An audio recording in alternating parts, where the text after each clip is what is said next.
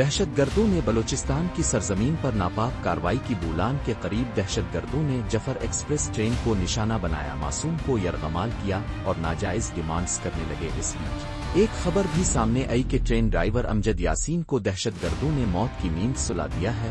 ابھی تک ریلوے انتظامیہ اور سیکیورٹی اداروں کی طرف سے کسی بھی قسم کی مصدقہ اطلاع سے فیملی ممبران کو آگاہ نہیں کیا گیا کہ امجد یاسین زخمی ہیں یا شہید ہو گئے۔ تاہم جفر ایکسپریس کے ڈرائیور امجد یاسین کے شہید ہونے کی اطلاع غلط نکلی۔ امجد نے بھائی یاسین رات 8:45 بجے اپنے بھائی عامر یاسین کو فون کر کے اپنی خیریت کی اطلاع دی۔ امجد یاسین کے بھائی عامر یاسین نے کہا کہ خوشی کا مقام ہے کہ میرا بھائی امجد زندہ ہے۔ امجد یاسین کے زندہ ہونے کی خبر پورے علاقے میں پھیل گئی اور ان کے گھر پر مبارکباد دینے والوں کا تعداد